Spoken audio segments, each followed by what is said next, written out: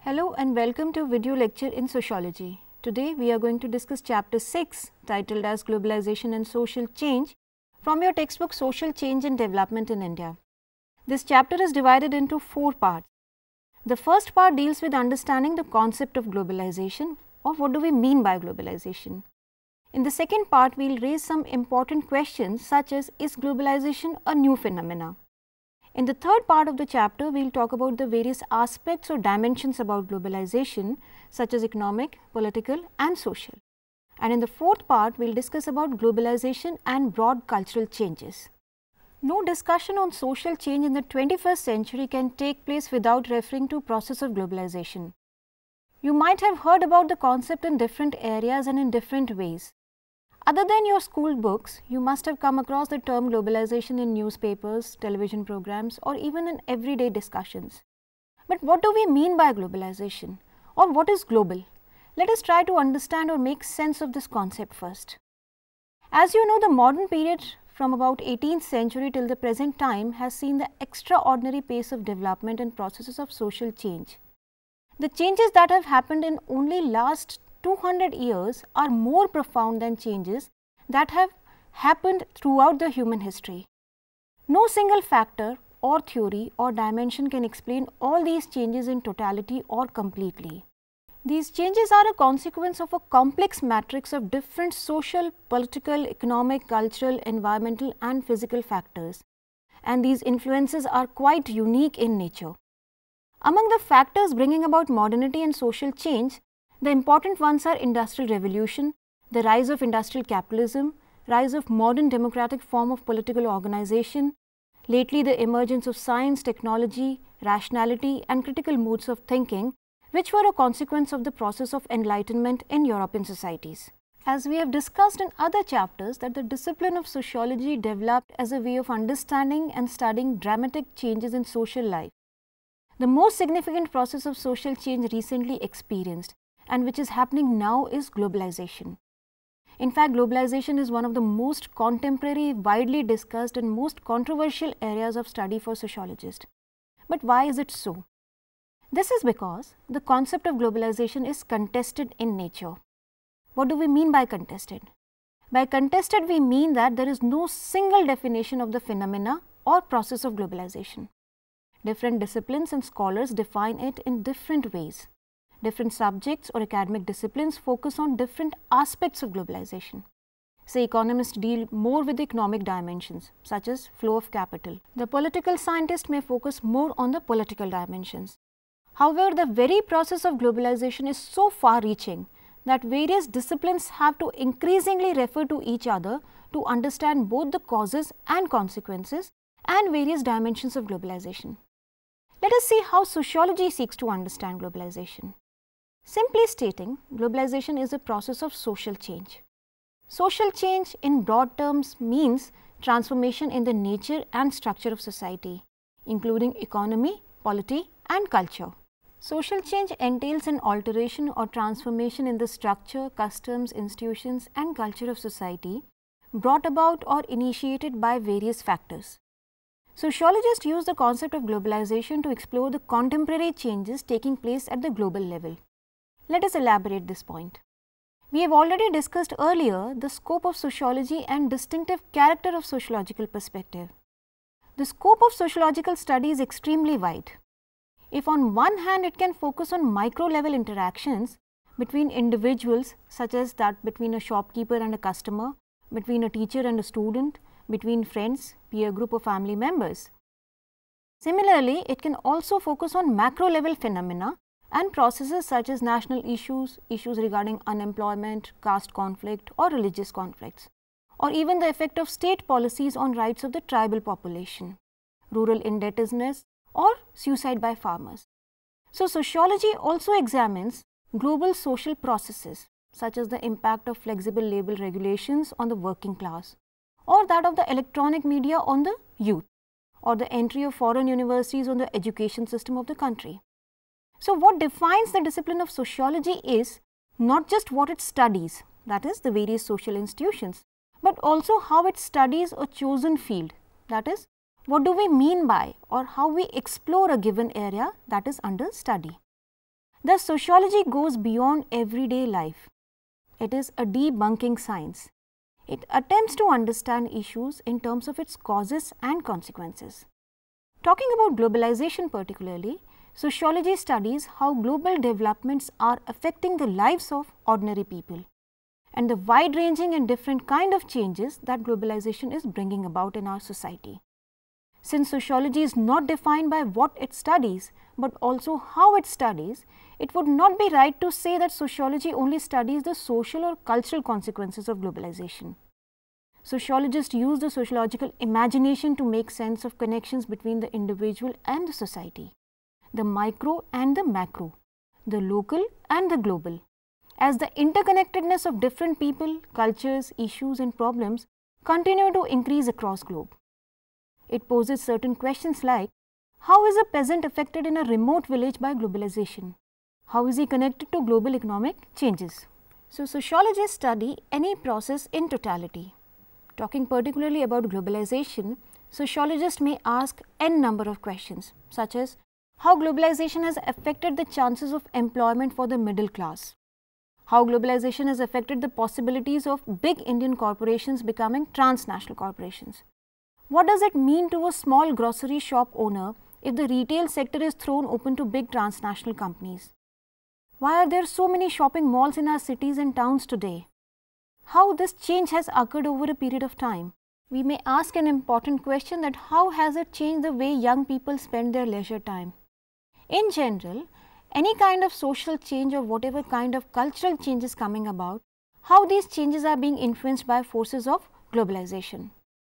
In the context of some of these questions that we have raised, let us try to comprehend meaning of globalization, or how do we define globalization. You can see that we have come across the term in many ways. Malcolm Waters defines globalization a social process in which constraints of geography on economic, political, social and cultural arrangements recede, in which people become increasingly aware that they are receding. In fact, there is no single definition of concept of globalization. Different disciplines and sociologists particularly approach the study of globalization differently depending upon the fact that what they believe to exist. You may ask questions regarding globalization such as, is it an economic, social or cultural phenomena?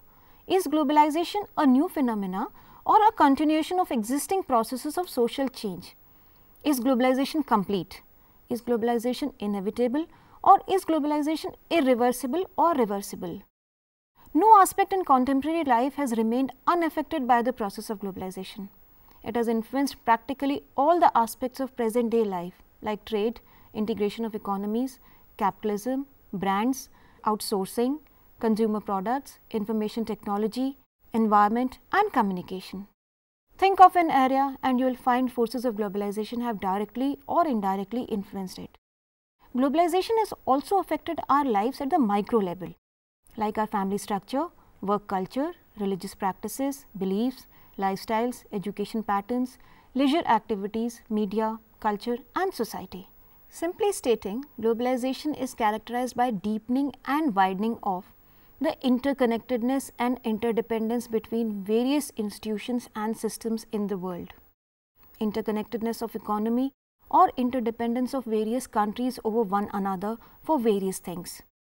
Globalization can also be stated as an intensification of various kind of relationship between different societies. As convergence theories had put forward that ultimately the world will converge towards a kind of global homogeneous culture. Globalization in fact is seen by some that it is leading to convergence and emergence of homogeneous culture. Globalization is also leading to expanding and stretching of relationships.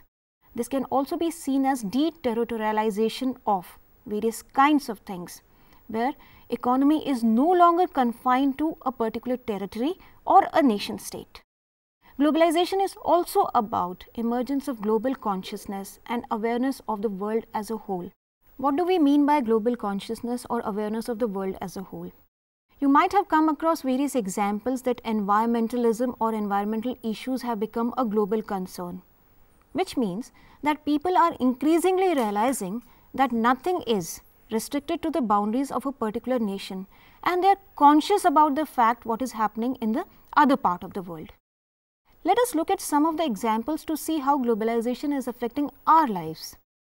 You are part of a social networking site, making friends throughout the world using internet.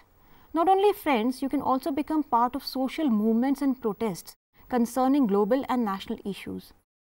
You can also express your thoughts to people all over the world using these social networking sites. You can work for or buy a product from a company operating transnationally. You can trade, invest money, or carry out banking with a multinational bank or in a bank located in a different continent. You can also enjoy food, chocolates, and drink and consume products from different parts of the world, which are now available locally because of intensification of relationship or economic relationship between national economies.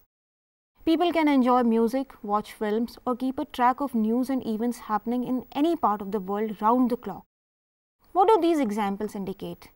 These examples indicate that globalization is bringing rapid and important changes in social life, and it is affecting almost every aspect of our daily life.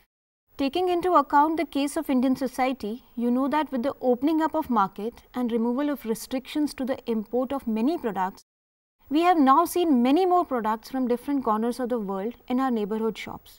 With liberalization and privatization in the last 2 decades, a whole new range of products found entry in the Indian market.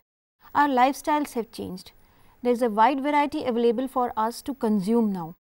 But the same set of policy changes affects consumers and producers differently. What may mean a greater choice for the urban affluent consumer may mean a crisis of livelihood for a poor shopkeeper or a marginal farmer. These changes are personal because they affect individuals' lives and lifestyles, but they indicate close interrelation between your personal lives and processes of globalization. As mentioned earlier, the sociological imagination enables to make this connection between the micro and the macro, between the personal and the public. For instance, a sociologist cannot study society as an isolated entity disconnected from the wider world. A study of a village not only meant study of different social groups and their societies, but also takes into account the ways the village society was linked or connected to the outside world. This linkage is more valid today than ever before. The compression of time and space has changed the structure of society.